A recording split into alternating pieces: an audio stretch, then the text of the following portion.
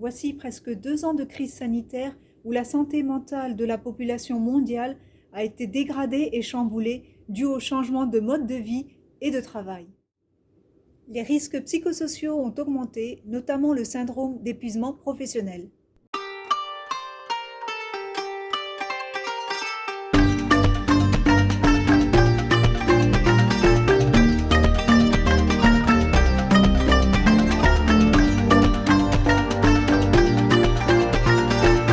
Bonjour à tous et à toutes, bienvenue sur ma chaîne. Je m'appelle Amira, je suis psychanalyste jungienne, psychosomatothérapeute pléni-intégrative. Je suis également thérapeute de couple, thérapeute familiale, coach et médiatrice. Dans mes vidéos, je vous partage mes connaissances et mes compétences personnelles et professionnelles pour vous sensibiliser à un sujet.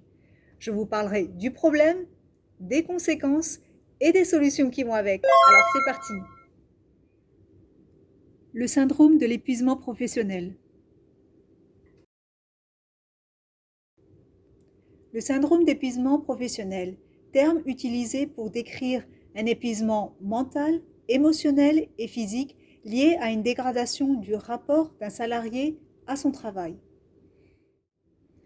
Je tiens à préciser que ce syndrome n'est pas une pathologie à proprement dite, mais un trouble psychosocial qui peut sous certaines conditions être reconnu comme maladie professionnelle, concernant uniquement le burn-out. Le bore-out et le brown-out ne sont pas encore reconnus à l'heure actuelle en France comme maladie professionnelle. Nous allons voir ces 3 formes.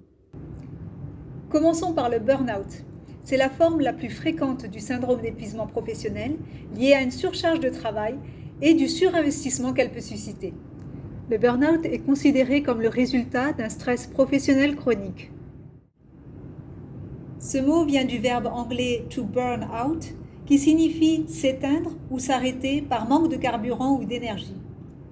Dans ce processus, l'individu ne parvenant pas à faire face aux exigences adaptatives de son environnement professionnel voit son énergie, sa motivation et son estime de soi décliner. Il y a d'abord une fatigue profonde qui s'installe, puis un désinvestissement de l'activité professionnelle, suivi d'un sentiment d'échec et d'incompétence dans le travail. Les manifestations du burn-out peuvent être visibles à l'ensemble des individus au travail, quelle que soit leur activité. Cependant, il y a des secteurs qui sont plus touchés que d'autres. On peut parler des professions dites aidantes, comme le personnel soignant, mais aussi les enseignants, les employés de services sociaux, les agriculteurs, les commerçants et les cadres. Il y a également les professionnels qui ont une image idéalisée d'eux-mêmes, en se percevant comme dynamiques, charismatiques ou particulièrement compétents, mais qui finissent par perdre la réalité de leur soi véritable. Contrairement à ce qu'on pourrait croire, ce ne sont pas des individus fragiles, mais au contraire, ils sont très forts, très endurants et peuvent supporter ce syndrome sur plusieurs années. Et c'est bien cela le souci, car ils ne s'écoutent pas et ont du mal à trouver leurs limites et à exprimer leurs besoins. Passons au bore-out. C'est la forme la plus discrète du syndrome d'épuisement professionnel qui représente l'ennui mortifère quotidien au travail. Le bore-out survient le plus souvent suite à un manque de stimulation intellectuelle, à un manque de sollicitation, à une sous-charge de travail ou à une impression d'inutilité. L'impression de toujours refaire la même chose peut aussi conduire à l'épuisement. Le bore-out vient du verbe anglais to bore, auquel on a ajouté le suffixe out, par référence au burn-out.